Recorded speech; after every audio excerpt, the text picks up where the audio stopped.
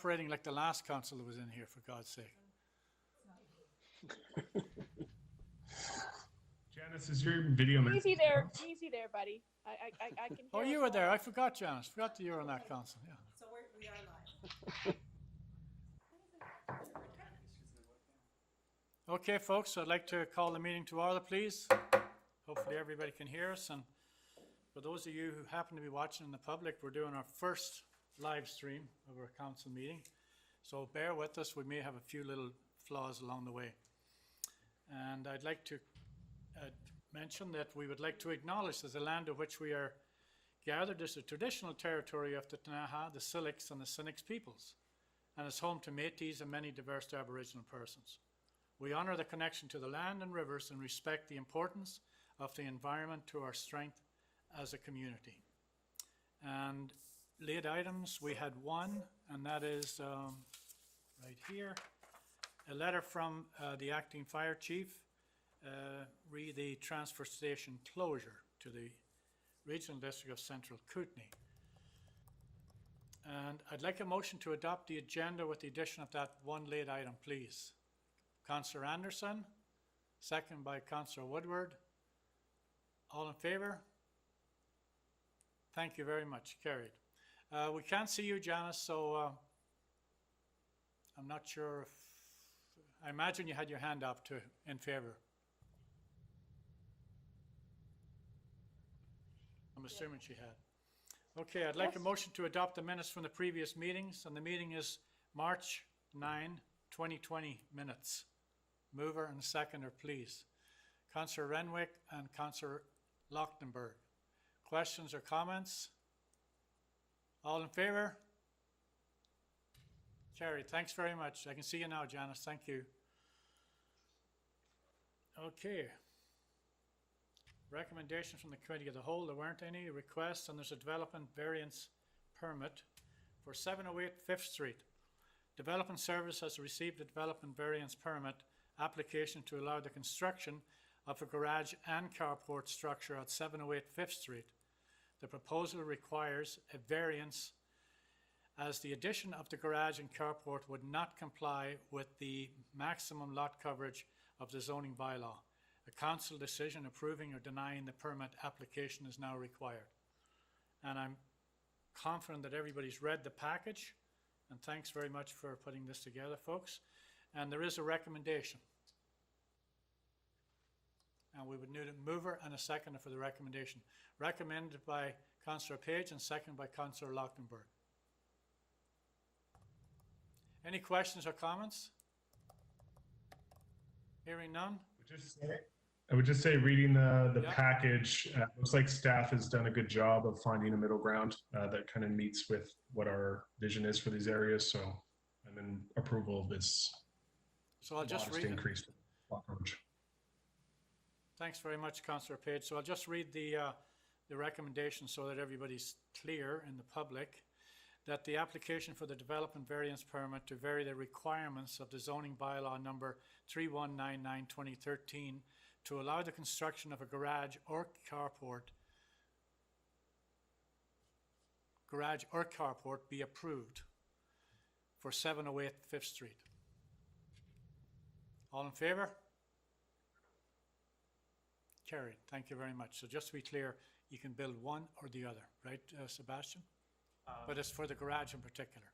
Ultimately, he can build whatever structure he wants, but the approval was as per his plan of the garage only, so 37.2%. Right. So if he decides to go with the carport, then that's the maximum allowable at this point in time. Thank you very much. Thanks, Council.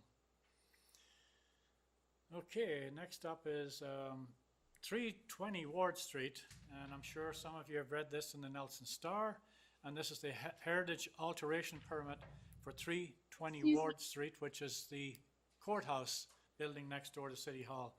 The province of British Columbia has applied for a Heritage Alteration Permit to allow for the removal of ivy from the building facade from the Nelson Courthouse at 320 Ward Street, Nelson. Council is being requested to approve the Heritage Alteration Permit with conditions. And there's a full package in here, and staff's done a good job of prepping this for us, and if you want to give us a little bit of a background here, Alex? Sure, I can mention a couple of things as well too, and I'd also mention that we have both Chris Fairbank, who is the local architect here and representative of the province. He's on the phone here. If anyone on council had any questions on there, and Greg Nesteroff, who's a local historian and who's on the Heritage Working Group, is also on the phone on standby if there are any questions for him as well too, just regarding the heritage aspects of this building and the ivy in particular.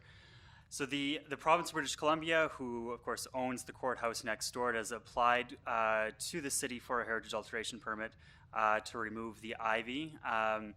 As you would have seen there from the press release that was in the Nelson Star conveniently on April 1st, much to the chagrin of many commenters on the article who are quite confused by that date.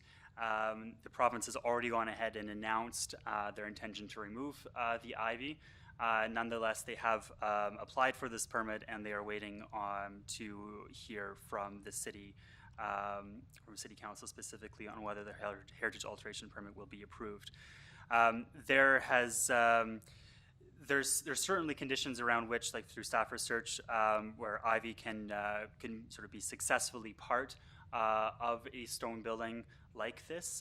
The issue, as described in the report, is that among many issues, probably the top issue is that the ivy hasn't been properly maintained and has become much too overgrown over the years, which, according to the reports from the Chris Fairbank architect as well as a professional engineer, is compromising the foundation, roof structure, and possibly as well the stones themselves.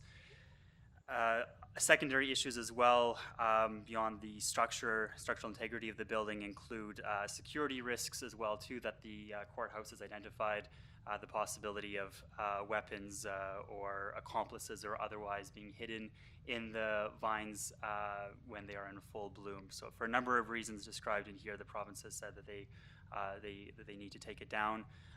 That said, the city's Heritage Working Group, which is a body of sort of volunteer heritage experts in the community appointed by through the Cultural Development Committee of the city,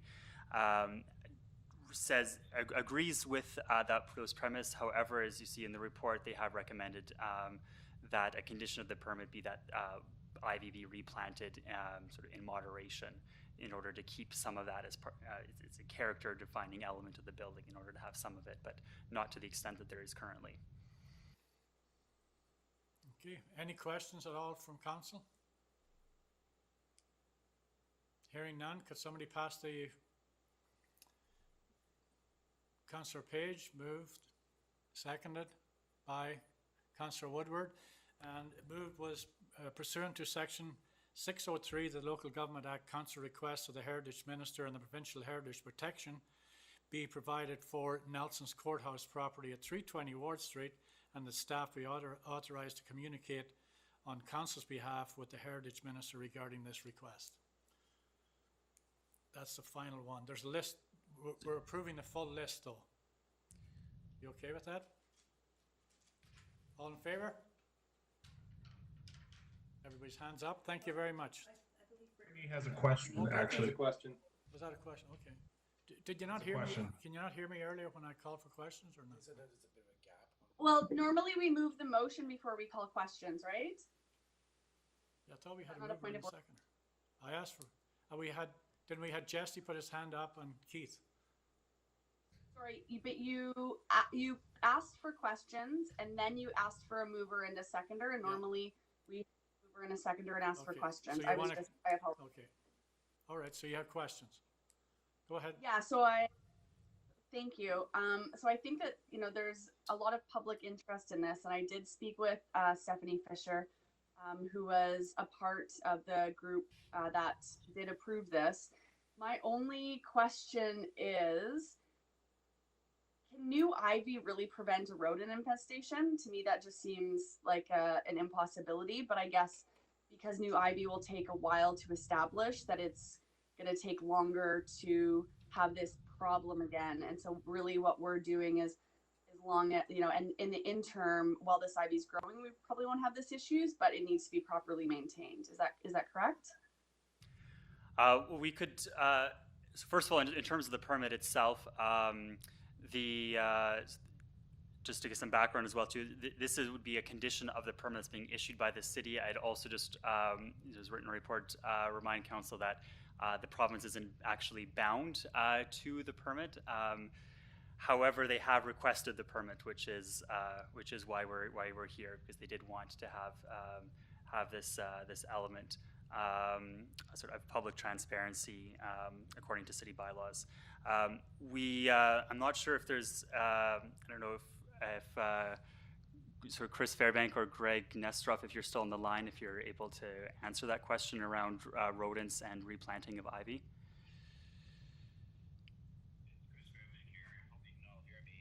The root structure is involved in the displacement and movement of the foundation wall, and it's interrupting the interior building finishes with the plaster because there's water accumulated in the ivy roots and it doesn't drain properly. So the intention is to grub out the roots altogether.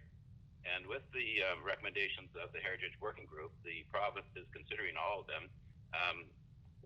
It takes time to get the response in a proper worded manner, and so they are considering all those recommendations. So that's what the ongoing discussions I'm having with them also. And so and I love that building, I love the ivy too, but it has gone on too far to destroy some of the structural elements of the Rattenbury courthouse. And once the ivy is off, I'll do a detailed inspection and make recommendations to preserve the building further, but we can't see what's there because the ivy's in the way. And the root structures are a real hazard right now. So I just want to make it perfectly clear that the intention is not to have any existing ivy remain.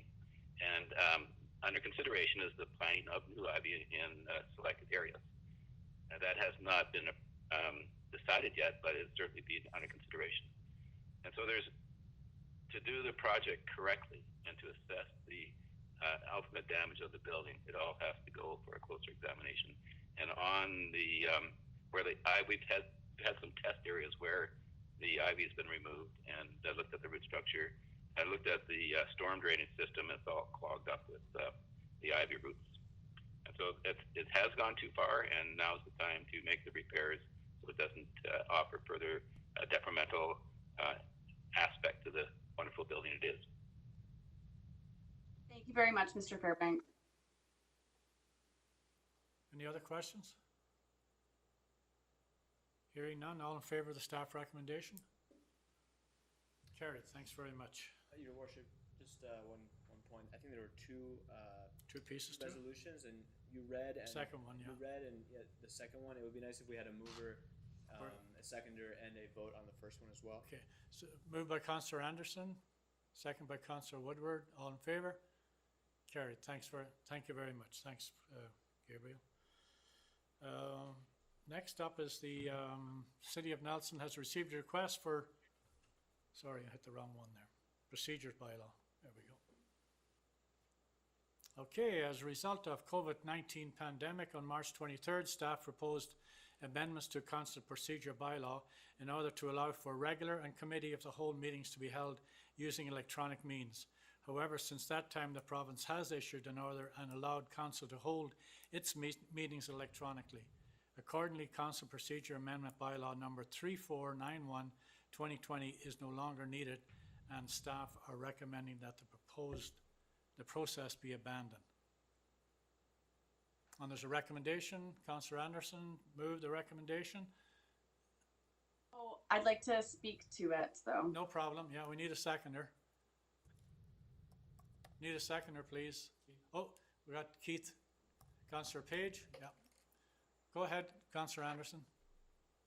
So I do think that we, as we're shifting into these new territories, and I realize that the province has granted us permission to hold these meetings remotely at the time being, I do see the importance of having some flexibility in the future for us to be able to have a council meeting remotely without having to go through this process again.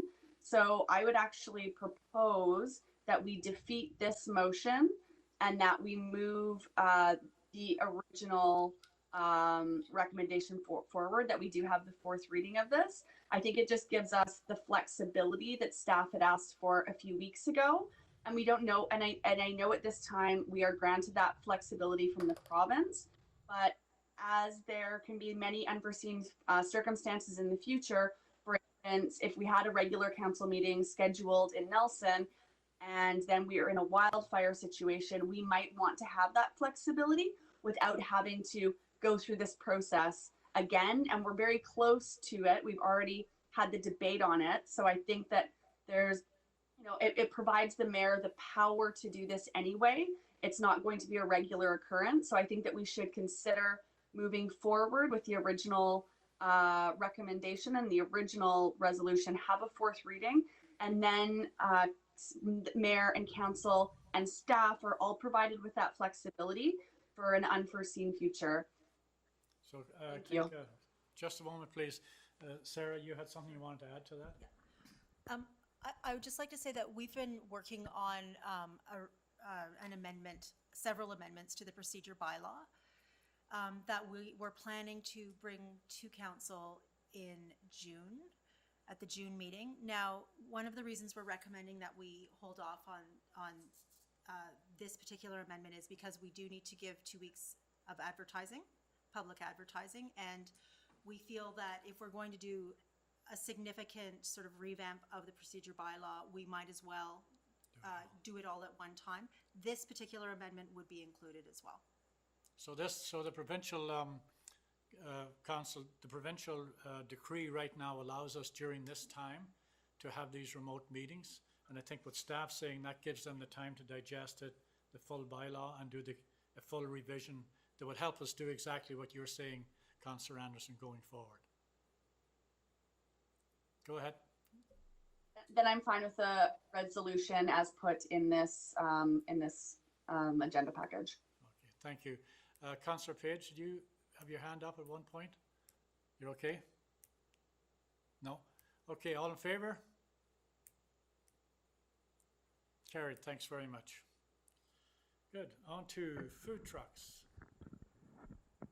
The city has received a request from a food truck operator seeking permission to set up at metered parking stalls in the downtown. The current council policy delegates the authority to grant such a license to staff, but staff have been denying such requests until consultation, is that what that says? Is conducted with the downtown business and a policy is updated. In light of the COVID-19 pandemic, council is being requested to formalize a 1-year moratorium on new food trucks that require street parking. And with that, there is a resolution from staff. The council directs staff not to permit new food trucks under the street mobile vending sales policy in the downtown in 2020 and to conduct a review of the policy prior to 21. Any question? Councillor Anderson moving? Yes. Seconder, Councillor Renwick. Any questions, Councillor Anderson or Renwick? And then open to the rest. Councillor Woodward. It's actually yeah. Should we go home? All right, can you hear me? Go ahead. Okay. Yeah, I was just thinking. I was thinking about what this. While I was saying, I do think that food trucks do add an element of interest in the tourist season. But I do see that at this particular time, our brick and mortar are under such stress that adding this would just add that element of stress. But I just wanted to put it out there that it would be nice to, we're going to come back to this and maybe we could figure out a way to incorporate food trucks into Nelson. I mean, they're all over the place. They're a wonderful addition in my experience. But at this time, it would seem very unfair. So I just wanted to add that. Thank you. Just for a bit of clarification, Alex, so this would be just for the downtown core, then could they set up elsewhere? So the policy, the mobile vending policy then speaks only to the downtowns. What it says is that in the downtown, these can be permitted going through these procedures. We don't have a specific mobile vending policy for the rest of downtown, so those would typically be handled on a case-by-case basis. Outside downtown, in this case, includes Railtown as well as much of the waterfront. And then when you get closer into Lakeside Park, I'm not familiar with the terms of that agreement that we have there with the cafe that's in the park, but they do have a sort of a radius, a buffer around them. So I'm not too sure where else one could potentially go, but it could be considered on a case-by-case basis, theoretically. Thank you. Okay, we got a few hands up, so starting with Councillor Renwick, then Councillor Page. Thank you, Mayor. So as it stands right now, it's status quo, essentially. Oh, there he is. Correct? Yep. Sorry, Cal, could you please could you repeat that, please? So I said, so essentially where we stand right now is we're status quo on the policy that we have in place. And then we will be updating this sometime down the road. Correct. That's what's being proposed right now. Correct. Yeah. Okay. So, yeah. All right. That's fine with me. Thank you. Councillor Page. Yeah. Reading through this, I would be in support of amending the resolution to allow the non-metered and non-residential parking spots from the moratorium.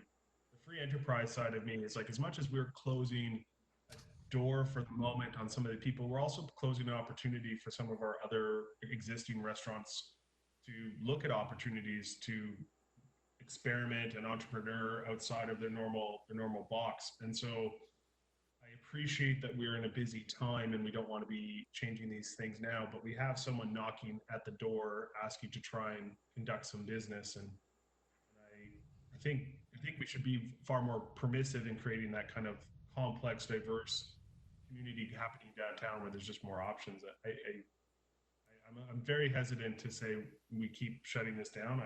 I wonder. I would move that we amend the options and alternative to exempt non-metered and non-residential parking spots from the moratorium, which allow the application to be considered in Railtown or another non-metered spot in front of a business driveway with permission of that property owner. I'm not sure that would be a friendly amendment to what was just moved and seconded, though. So you want to put a new one? Alternative. Pardon? It's in the options and alternative.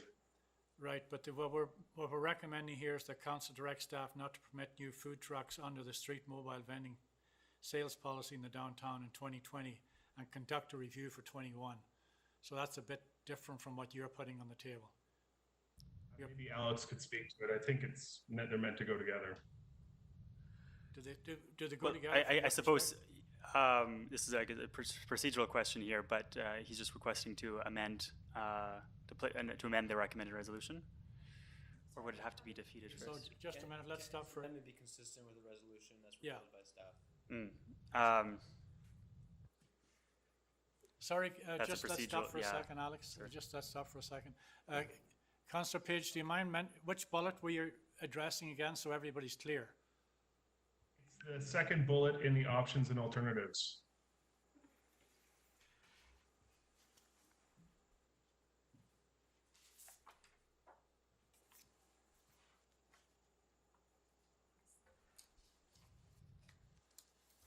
Okay. Hi, Mayor. Yes, go ahead for now. Yes. Thank you. I think because we have the resolution on the table and it is going, it's not like a slight word change. We would need to defeat the original resolution, and then you could propose a new resolution. Right. That's exactly what we're doing right now. So that's the advice we're getting from Gabriel here and Sarah, is that so could we add in, so we could pass the first one based on what Councillor Page is putting forward and add in the second one, is that right? Or should we just deny the first one completely if council is okay with that? As I see it, council should. The wording of it is that we would exempt non-metered and non-residential parking spots from the moratorium. So we would pass the moratorium with this exemption for these other classes of spots. That's how it's written. Right. So think it is a friendly So it- amendment in that So it term. could be, it could be added on to the original one. Sounds like it could. Yeah. Okay, fair enough. So on the amendment, we'd need a mover and a seconder for the amendment. Moved by Councillor Page, second by, if it's not seconded, it'll die on the floor. Oh, Councillor Lochtenberg? Okay, so we're voting on the amendment now. All in favor? Question? Question, Cal? Councillor Renwick, Thank go you. ahead. I see where you're coming from here. You know, I don't want to go down this road. I think we've got a big debate in front of us on this. I have a problem with the amount that these vendors are paying in comparison to our brick and mortar people. That they could roll in here for $300 to $400 a month and set up shop in the best months of the year, and then take off. They don't. You know, they're pretty much owner operated. They're not hiring anybody.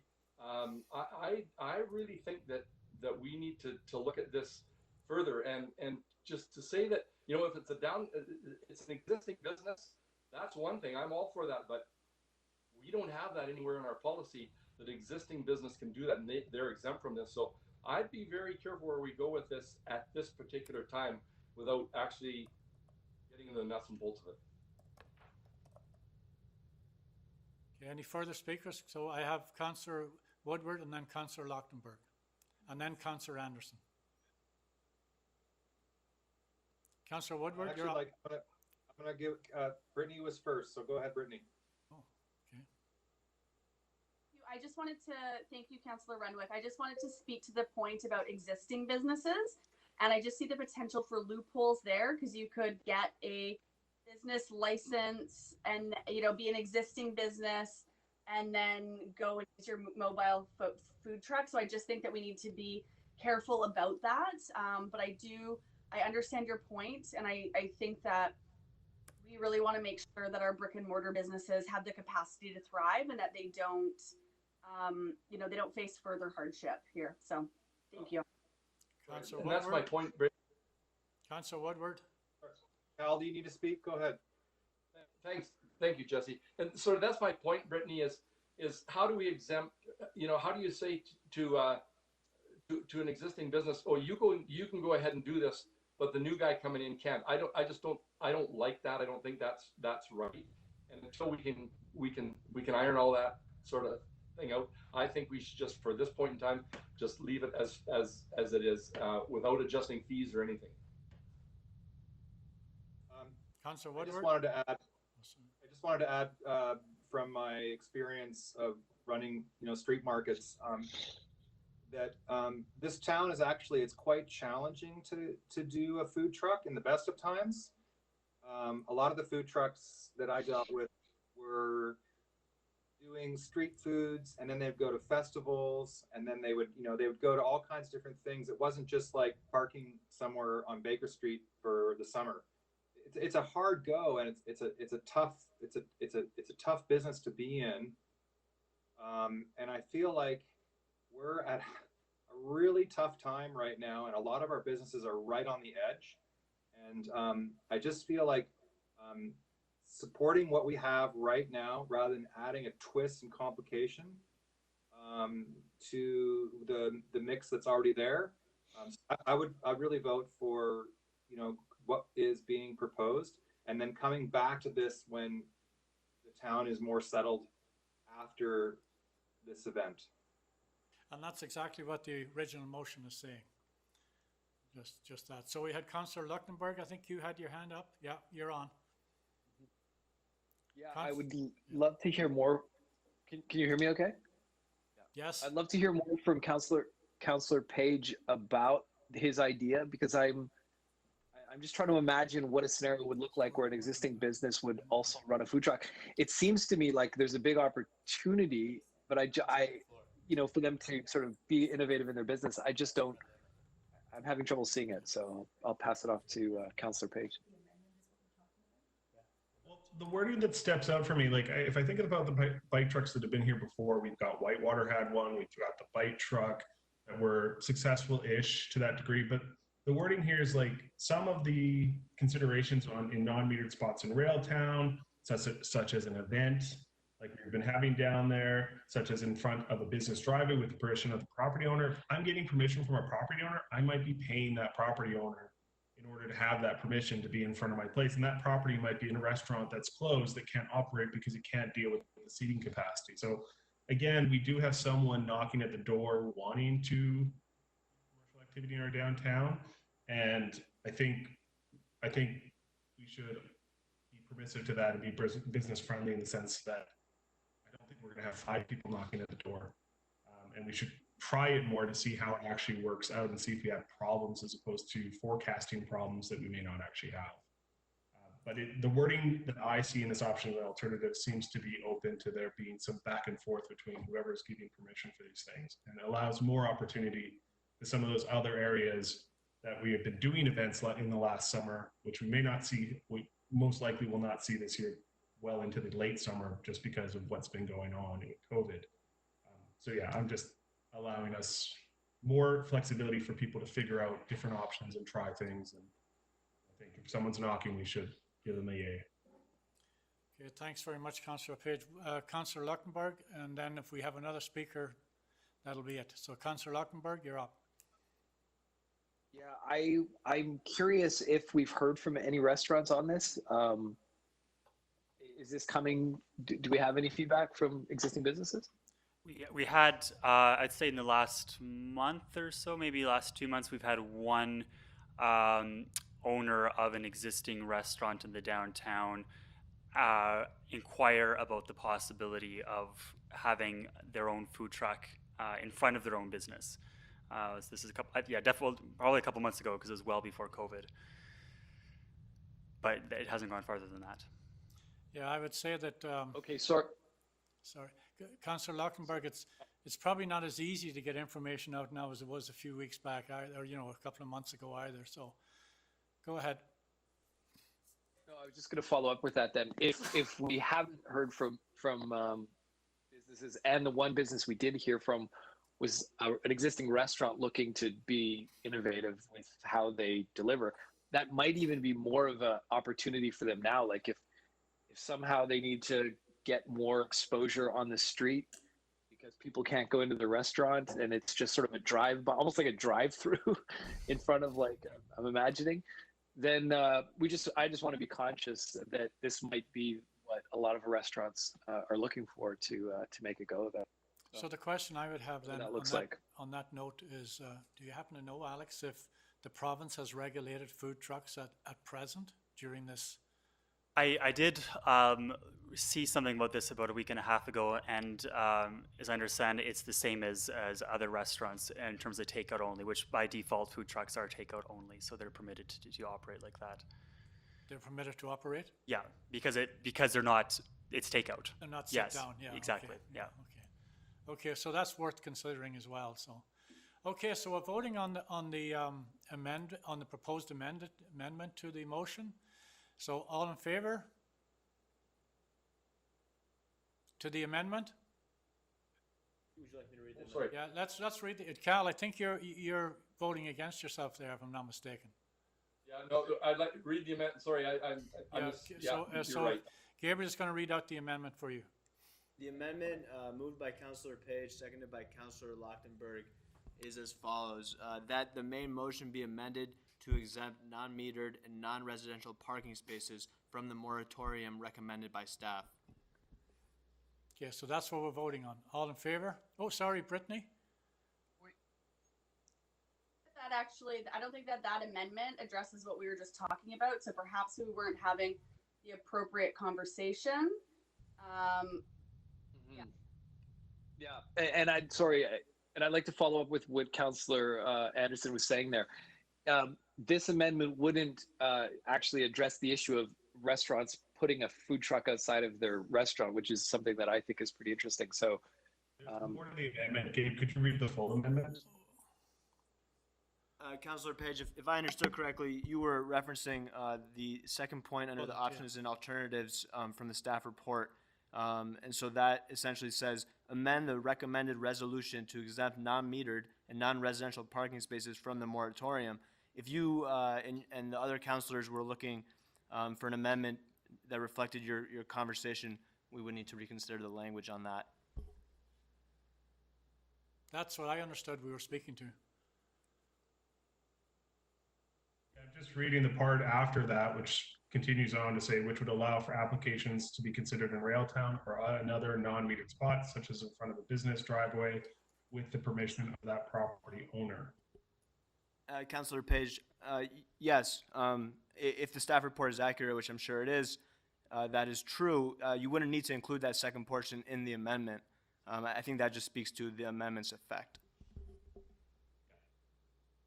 So as you read the amendment, just to exempt non-metered and non-residential parking spots from the moratorium would allow for what we talked about in the discussion. Correct? Yes, that is That's correct, right. Councillor Page. That's correct.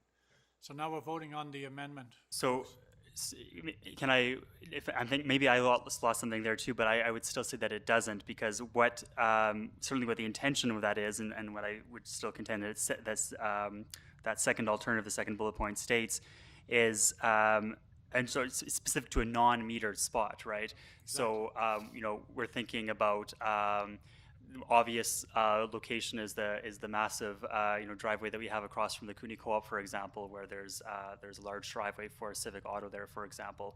That's a non-metered spot on the street, which would be considered by that. Most restaurants, including the one that I, without naming it, that I threw out there that have been inquiring about that, there is a metered spot in front of the restaurant. Very few businesses have driveways. Yeah. Understood. Essentially, I think what Councillor Page is trying to do is move the amendment from the second option that was presented by staff. Okay. And he understood that if that was moved, the second part of that sentence would hold true, which is that, for example, an application could be considered in Railtown or another non-meter spot. Yeah. So if that's the case, I think we're all on the same page. Yeah. Except, hold on. I don't know if we are, because I'm keep thinking of a couple of the Baker Street restaurants, and this would not apply to them. Like if they wanted to, That's accurate, diner, Councillor. if they wanted to put a. That's correct, Councillor Lochtenberg. And that was, if we were going to explore that, we would need another amendment from another councillor. Right now, Councillor Page's amendment is on the floor. So we're voting on the amendment. Are you ready? All in favor? Opposed? Looks like the amendment fails. So we're back to the original motion. And that was the council direct staff not to permit new food trucks under street mobile vending sales policy in the downtown in 2020 and conduct a review of the policy prior to the summer of 2021. And I'm going to call the question on that as well, because it was moved and seconded, right, Sarah? All in favor? I see 1, 2, 3. Wait, sorry, John. I don't mean to interrupt, but I did have a comment or a question about this. Okay, go ahead. I don't want to. Yeah. So on this, what I would probably recommend doing, and I really, with respect to staff time on this one, is defeat this motion and refer it back to staff for more information, just simply because I can see a scenario where we're going to want all of those Baker Street businesses to come up with something new and interesting. And I was trying to imagine, like, if I had to staff up my kitchen and then run food out to the street, that could work, but I'm not in the restaurant business. So I don't know if it might be better for them to have a food truck and just sort of run the kitchen directly there on the street, as it were. So we may see some of those Baker Street restaurants really needing to be creative here, and I want to make sure that we create space for them to do that. If I could sort of speak to that, I think that could happen within the scope of this resolution. So tonight, without referring back to staff, if council is okay with otherwise the rest of the policy as is, and to Councillor Renwick's point from a few minutes earlier, that would also include the existing rates. So if council would be okay with allowing a restaurant to have a food truck in front of their own restaurant, that motion could be adopted tonight, but everything else in the current policy would stand as is. So that would include the existing rates of slightly under $300 per month, for example. So you're asking, what you're suggesting is then we put that as an amendment to the original motion then? Is that what you're saying? I don't know if I'm suggesting it, but I'm suggesting we could do that if, yeah, as long as that, as long as there's no concern around the monthly rates, for example.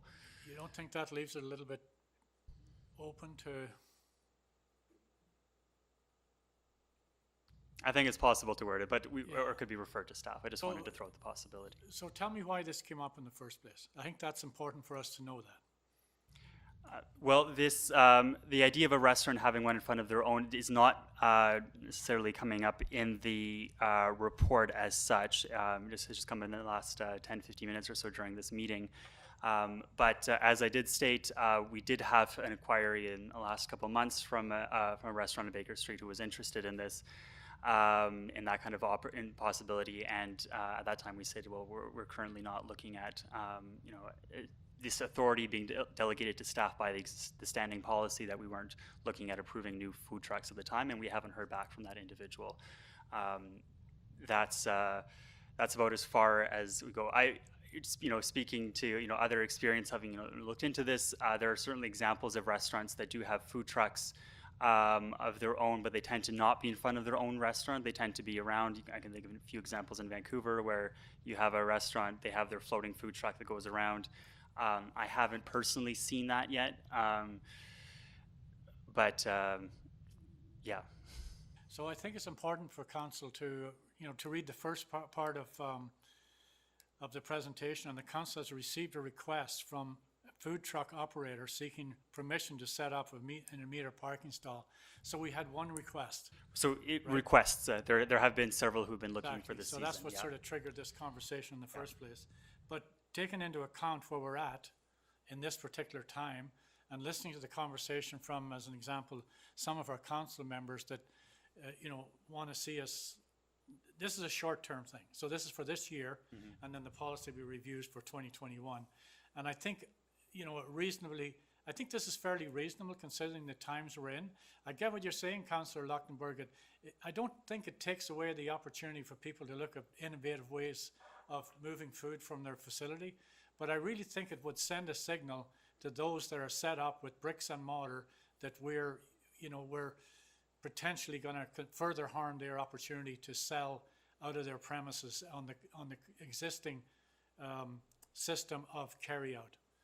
And I think that's the signal. I think that's what Councillor Renwick mentioned, and I think Councillor Anderson sort of was leaning in that direction as well, and as was Councillor Woodward. So, and as Councillor Woodward mentioned, these food trucks are, you know, they're fairly, well, they are mobile. That's what they are in the first place. So they don't tend to have a lot of fixed abode for that matter. And I think under the current circumstances, the resolution that's in front of it, I would suggest probably works for us at this time.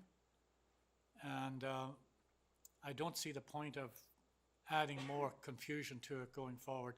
Otherwise, we might as well just scrap it and let council or let the staff do what they intend to do to lead us into 2021. So we got the motion. Sorry. Councillor Renwick, you want to speak on that? I may, based on what Jesse says. Okay, I just want to say that as the mayor's saying, you know, we're dealing with a very super unusual time right now, and what concerns me is we're changing policy in a very difficult time, and that might end up building up food trucks that when we go back to what we would consider a normal operation in the town, we would have a bunch of food trucks that would be in direct competition with the brick and mortar, which has always been a problem in this town because it's such a small town. So my caution is that though we want to make sure that we're investing in business opportunity, that we're not going down a road that can't be maintained over the long haul. So I feel like really at this point, we're just trying to maintain a certain sense of stability, as much stability as we can in this moment. And then in 2021, when this hopefully subsides, we can, when then there's more customers, when there's more people on the street, we could actually revisit this and maybe figure out a better pathway forward. But I feel like we're inserting something in a very difficult time at this particular moment. Thank you. Thanks, Councillor. So on that note, I'm going to call for the vote on the motion, please. All in favour? I'd like to see your hands. 1, 2, 3, 4, 5. It passes. Thank you very much. So the motion presented by staff is passed. Thanks very much, Council. Okay, now we're on to bylaws. I think we're on to information items. Sorry? I believe we're on to information items. Oh, yes, we are. Beg your pardon. Food trucks, minutes. Okay. Information items. And we have minutes from Economic Development Partnership, Nelson Public Library, and NAEDP. And what's kind of interesting in reading through these for me today was, or the other day, and Sunday last night, was how fast everything has changed. When you read through these minutes and some of the ideas and conversations that were being had, it's just staggering what's happened in the last 2 weeks, really, 3 weeks. It's hard to comprehend, really. We're in a different place altogether. So if there's anything in any of those reports or minutes that you wanted to speak to, you're more than welcome to do so. Otherwise, if you want to move receipt of those minutes, you're welcome to do so as well. Councillor Morrison, are you moving? Yes. And Councillor Anderson, second. All in favour? Carried. I have a Thanks very comment much. or question. Oh, sorry, you have a question, Councillor Woodward? Yeah. What? Was that Woodward? Oh, Lochtenberg. Yeah, go ahead. So Luxembourg. Yeah. Yeah, it hasn't come up in any of the reports, but I did want to flag it for those of you, certainly for staff. I have been getting hit by people with questions about the TELUS pure fiber rollout. Just like, so I would like staff to come back with an update. Maybe we can have a TELUS rep come from the next COW meeting and give us a rundown on what's happening. Yeah, so on that note, Councillor Lochtenberg, I talked to TELUS today, to their community liaison. He's in Kelowna, and he's writing up a report for us that he hopes to have to us in the next couple of days. And if need be, we probably can get somebody into our next committee of the whole. That'd be great. Thank you. Does that sound fair? I'd like to add to that. So I see a couple of hands up, Councillor Page and Councillor Woodward.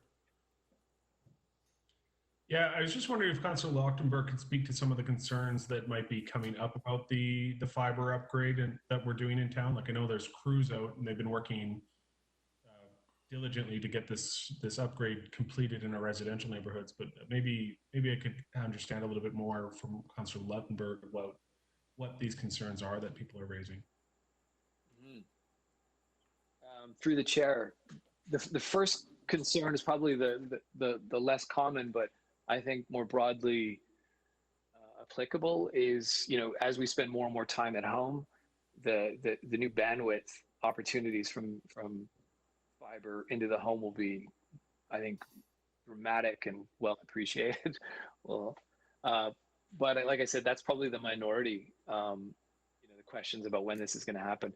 The majority of comments and concerns are regarding 5G, and I don't, as a counselor, I'm still trying to find my way into how to speak to the public on concerns they're really passionate about. So whether it be the mayor or I thought, better to hear it directly from the horse's mouth. So having TELUS come in and just give a rundown on what the plan from TELUS's perspective is in terms of both fiber as sort of like the core bandwidth opportunity we have, and then future plans for 5G.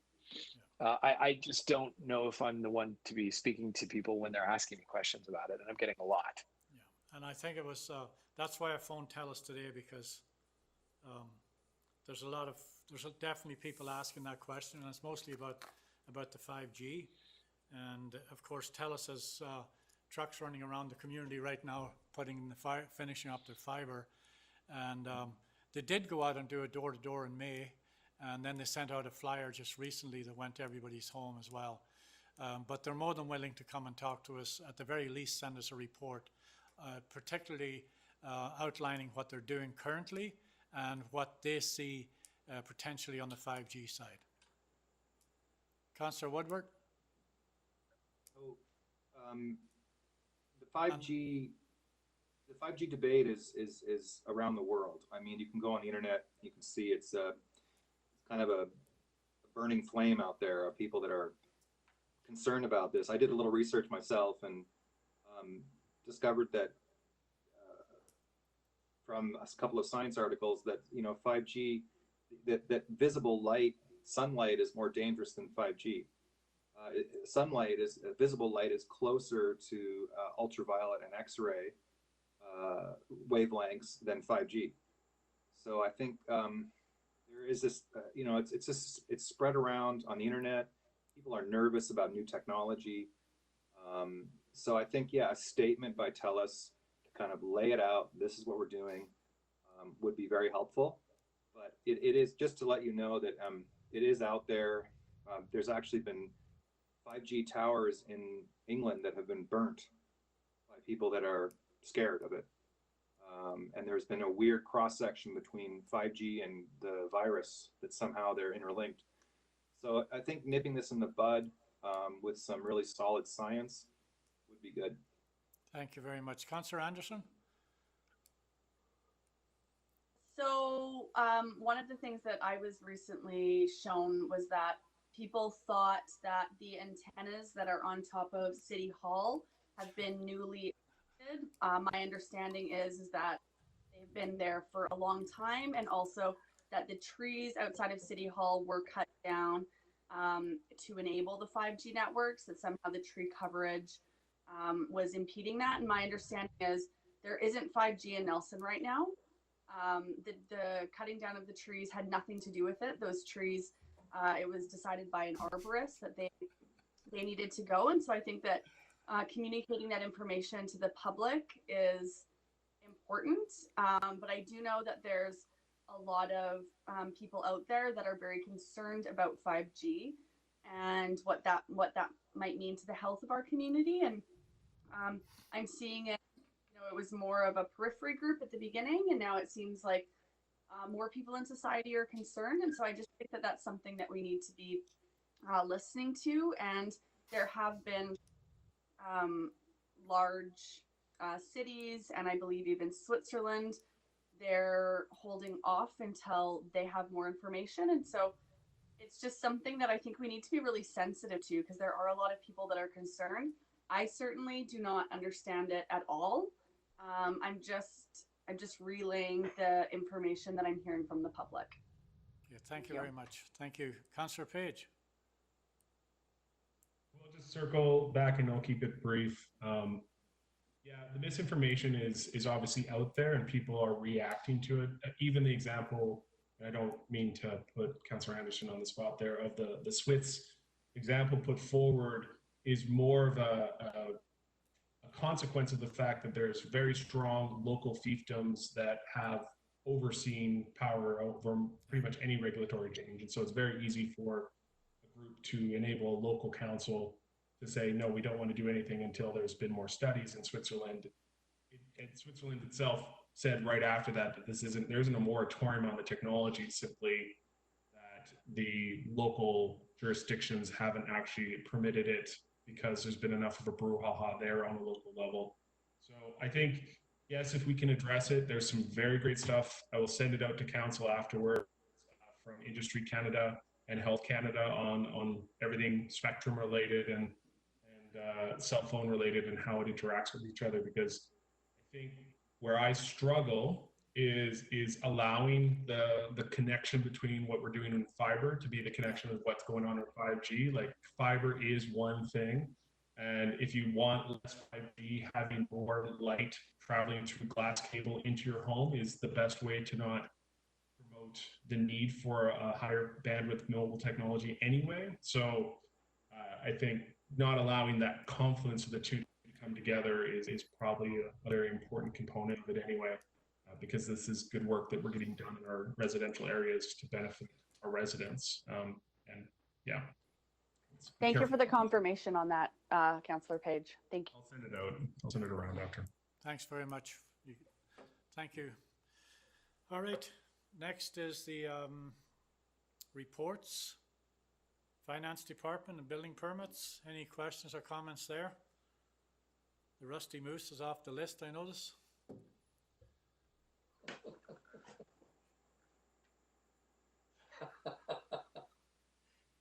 Hearing none. Move receipt of the report. Moved by Councillor Anderson, second by Councillor Anderson. Oh, you got a question? Councillor Anderson looking for questions. Is on there, is it? Councillor Anderson, yeah. Yeah, just one of my comments would be, I know, obviously there's a lot of different organizations and businesses on there from our community, which is wonderful.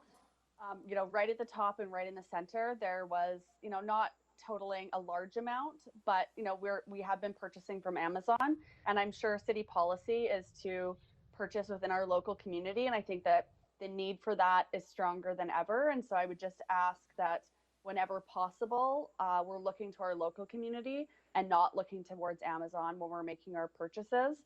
I understand that sometimes that might not be possible, but I think supporting local right now is more important than ever. And I just wanted to say that. So thank you. Thanks very much. Thank you very much. All in favor? Thank you. Done. Action items. And there's been no shortage of action items, I can tell you, in the last while around here. Has everybody read through the action items? If so, Councillor Morrison, did you have a question, or did you want to move? Moving it. Sorry? Moved. Second by Councillor action Page. items. Moved by Councillor Morrison, second by Councillor Page. All in favor? Carried. I have a question. Oh, you got a question? Okay. It's hard to tell with the hands. Sorry. Okay, Yeah, no. hang on. Let's stop for a minute. You have a question, and Councillor Page has a question. Is that right? Okay, good. Go ahead, Councillor Lockenberg. So we have a couple of items that the curling club's request for funding and others. It would be, I don't know how council gets this information, but it would be good to get a sense of where some of these, whether it be the curling club, the golf club, some of these community groups that are struggling, to get a report from them somehow. How are they doing? What are the prospects looking, given the new environment going forward? Because I think we still have some items like the curling club's request for funding on the books that the picture on that may totally change. So Yeah, good point. I want to flag that. Have you talked to them, Colin? So I think Colin's going to give us an update on that, Councillor Lockenberg. Yeah, it's a good question, Councillor Lottenberg, and certainly I fielded a number of requests, but rather than deal them with a one-off, one of the things that we were hoping to do when we come together and look at some of the challenges that we're facing with our downtown being shut down and the different fees and revenues that you usually would expect and receive, and how that's going to work into this year's budget. I thought that would be the time that we would do that, and we would want to not piecemeal this, but try to provide a comprehensive package to council. It is certainly one of the things that we talked about, just as an example, as the city gives out some large grants to a number of our local non-for-profits. Some of the questions that are coming in is, are those grants going to stay as they are? And one of the questions that I need to, just as an example, need to discuss through with council is that if someone was using that grant to use that to support staffing, but then they're closed and aren't needing it for staffing, is that money then able to be reallocated inside the community? If they were able to be successful, for example, on getting a federal grant that allowed them to support their labor force if they're going to keep them on. So it's almost, we need to have a combination, as you said, Councillor, of here's some of the challenges that we face, here's some of the grants that we give, or here's some of the other renters that we have, and here is how we're going to handle them more on a policy basis, because that will be something that will assist someone like myself in trying to deal with all these requests that are coming in. So yes, we're thinking about it, and yes, we're trying to think of a venue and a way in the current, pandemic situation. How do we have those conversations? Is it just a report from me? Do we have someone come on and be part of a larger meeting that we have that discusses what's happening with their group? So we're trying to work through that, and yes, it's on top of mind right now, as there are certainly definitely concerns from many of either our tenants and or large nonprofit groups that are struggling through this. And so, yes, all of that's coming together. Not exactly sure how at this point in time we're going to get them to present to you, but yes, that is all part of the plan when we come together and trying to figure out a very challenging 2020 budget. I just want to follow up on that. It actually be 21 as well, 2021 as well. Could be the toughest budget of all for us. And I talked to Kevin and Colin here early in the week, and we have to look at the bigger picture of, lost revenues. As an example, Alex's presentation tonight was a clear example of potential deficit on the hydro side, depending on what happens there. And of course, we know what's happening with our parking meter revenue. Transit revenues are down. So as an example, it's not that many weeks ago since we were sitting around a budget table talking about $15,000. We're potentially going to be talking about hundreds of thousands of dollars going forward that we'll have to figure out ways to deal with. And that's within our operation. That's not counting the potential number of people that could come to us with requests on top of that again. And of course, our first responsibility is to the core services of our own municipality. So this council is going to have a tough, we're going to have some hard conversations going forward as to how we manage this piece. And Colin and Kevin and the staff have been tasked with putting together a full package that's going to deal with some areas that we may not even be thinking about right now, where our revenues have dropped off substantially. And it won't only impact us this year.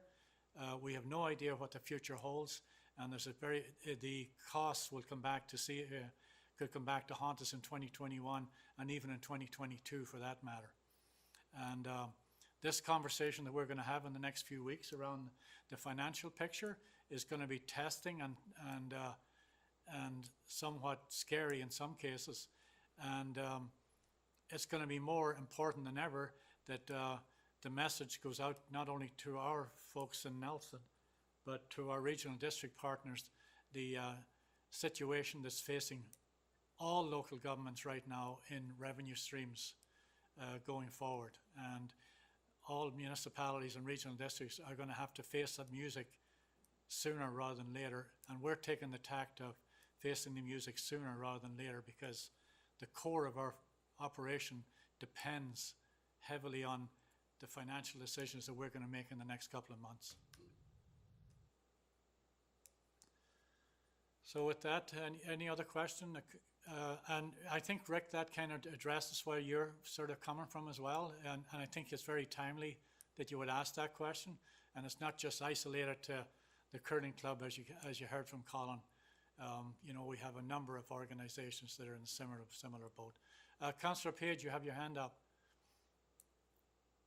Yeah, my question to staff is, we've got underneath the Heritage Streetlight Replacement a Nelson Hydro update with nothing in it. I was wondering if that's just an error or is there something missing there? Couldn't recall we had an outstanding action item other than the e-bike program.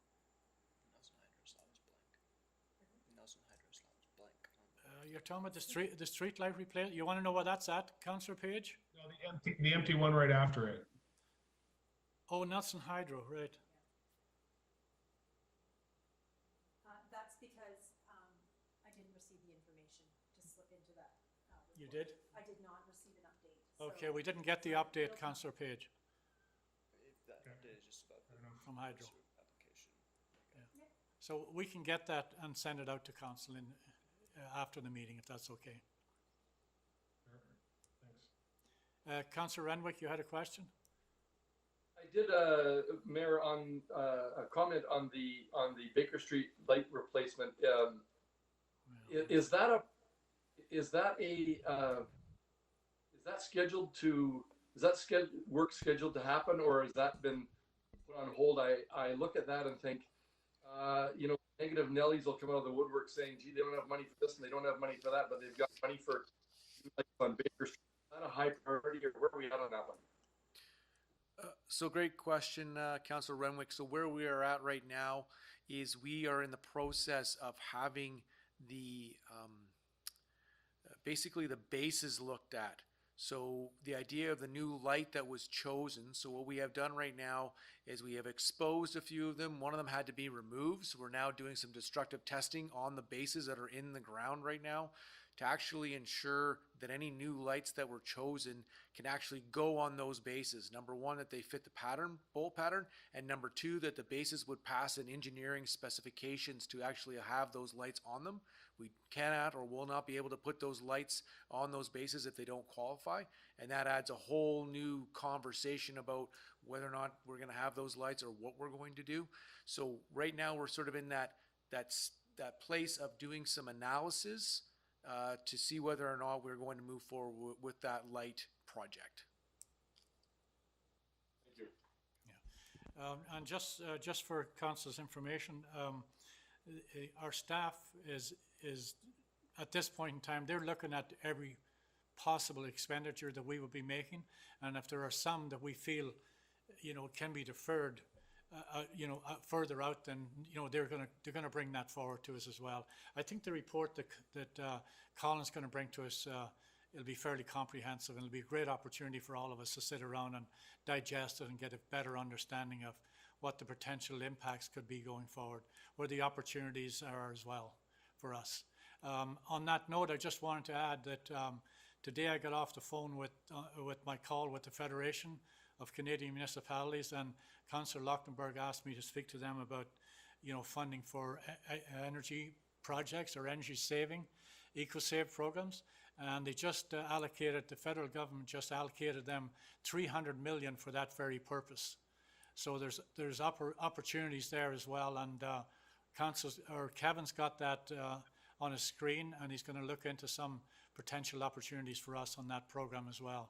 So that could take some pressure off us and help create some activity and jobs in the community, reduce carbon footprint, and make our buildings somewhat more energy efficient. And Alex talked about that earlier tonight as well. Councillor Woodward? Yeah. Thank you, Mayor.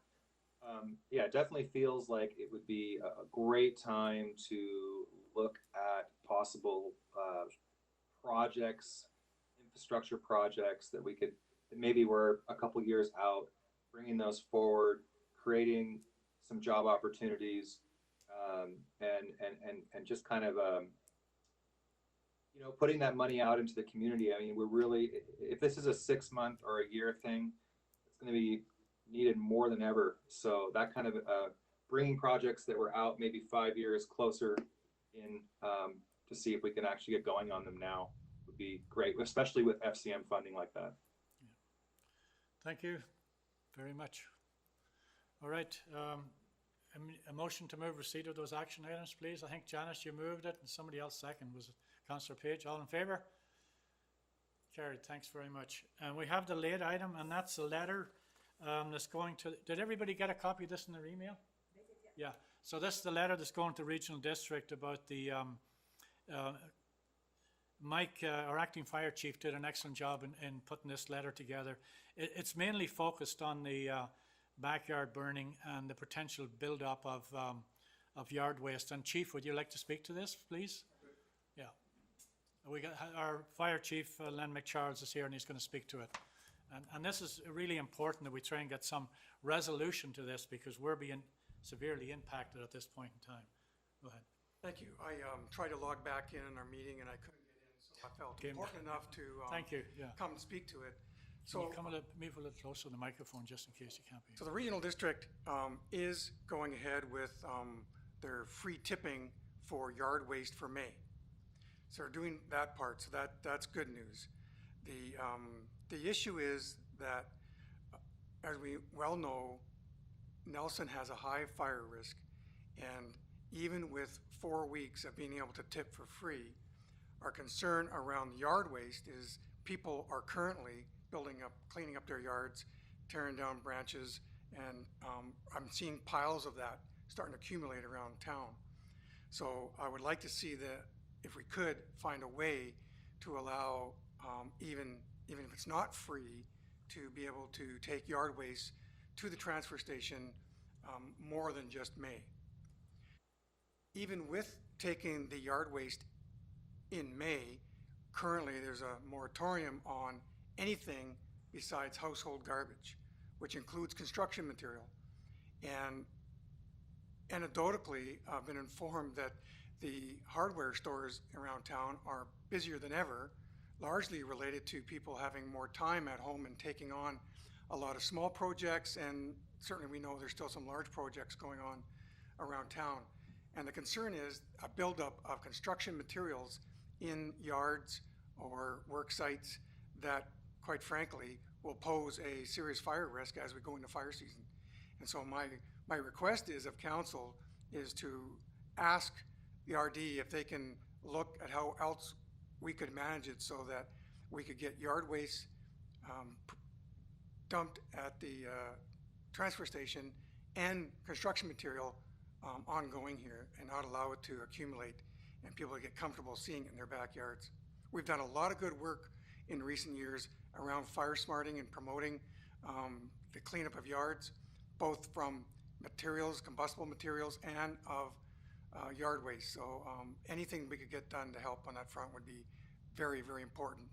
And if I may add, as part of what we're going to do from the city is we're still going to, through the grants we've been awarded, do a number of fuel mitigation work throughout the city, starting here fairly shortly. And part of that initiative is to encourage residents to clean up their yard of areas and actually follow fire smart principles. So it's a really important time that we can maybe get this back on track. Thank you. So that letter's going off to the RD, and Janice and Brittany, you've got your copies, and we'll, you may have to act on it or you may not, but it's, at this point in time, it's staff to staff pretty well.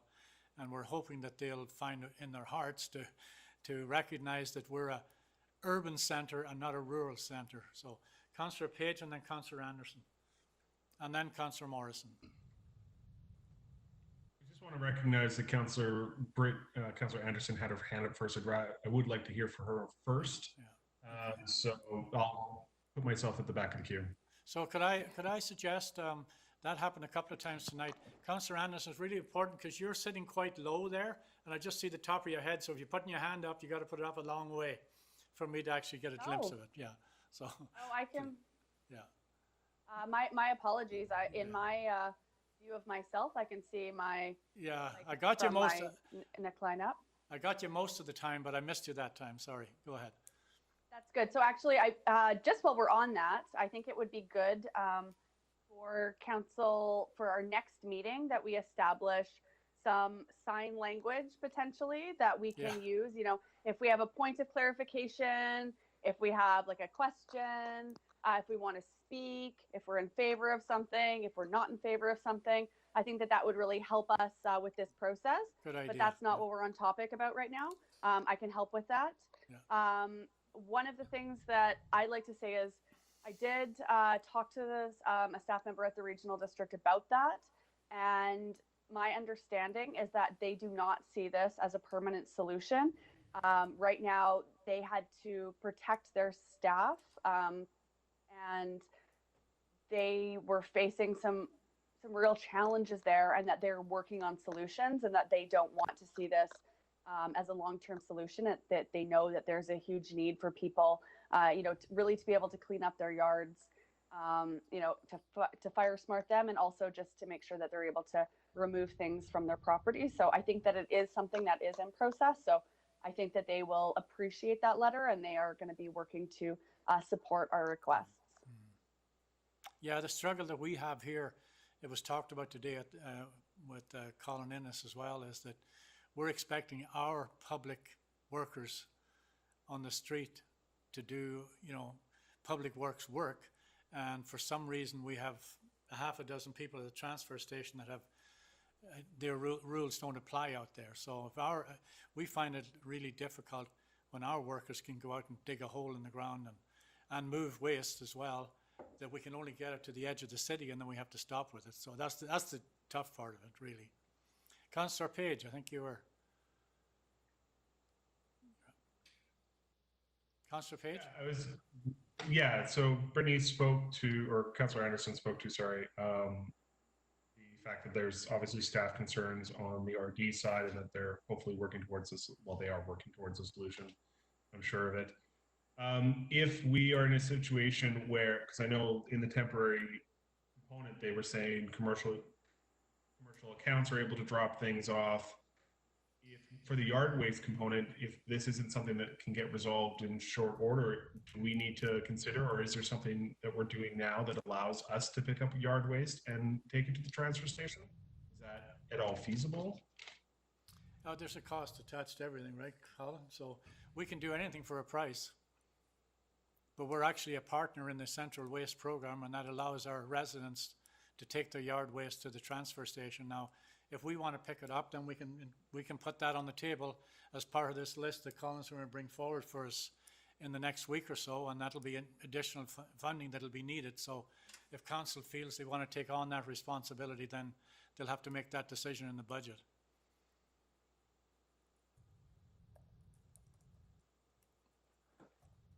Next speaker, if there was one.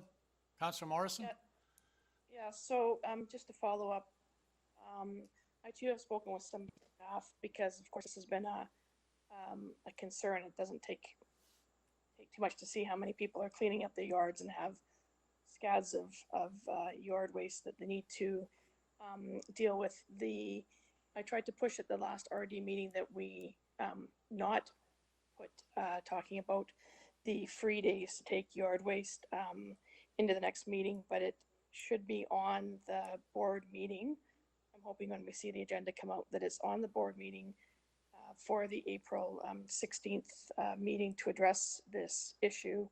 So I think our letter to them is timely, and that I will be pushing for this and pushing for the fact that yard waste drop-off should be free, that we shouldn't have to pay for it. So hopefully by that time they will have the next few days to work out their program as to how we would roll out, which is a yearly activity that they usually have, is the free yard waste drop-off days there. So I will be continuing to push forward with that, and I'm thankful that I have the acting fire chief's letter to support my efforts at the table. Yeah, and I think it's not just isolated to the yard waste as well. So the construction materials is just as big a problem as well. Thanks very much, Janice. Councillor Woodward. Thank you, Mayor. As an addition to Councillor Morrison's work, there is maybe we want to craft a public notice, like get it all ready, so that it's the campaign to like get your yard waste and construction waste out of your yard. Maybe make a bit more splashy than normal. As soon as the RD unlocks that we get that going right away, so that we work on working on the fire fuel issue in town, just so we have it all ready and packaged to go.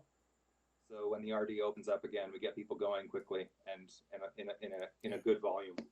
Yeah, and just so I'm sure you know that the backyard burning has been banned anyway. I think the province decreed that, didn't they? I think in some areas. So for clarity, the province has banned burning in high sensitivity areas, and so Nelson, we feel it falls similarly. So we are not going to have a burning period this year. Right. There's apparently very strong studies out there that explain how smoke in the air can actually make you more susceptible to getting the respiratory illnesses, including COVID. Thank you.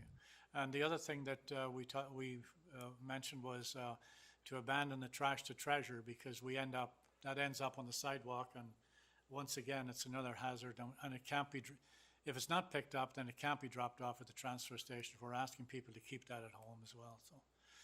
Anyway, thanks very much on that note. We're at the bottom of the list, I think, and I'd like a motion for adjournment, please. Chief, thanks very much for coming down. Really appreciate that, yeah. So hang on, everybody. We didn't quite finish up the last part of our closed meeting, did we? Yeah. So we're going to adjourn, and we'll take a couple of minutes. We'll hook you up again, okay? Motion to adjourn, please. Councillor Renwick and Councillor Woodward, all in favour? Carried. Thanks very much. So don't go away.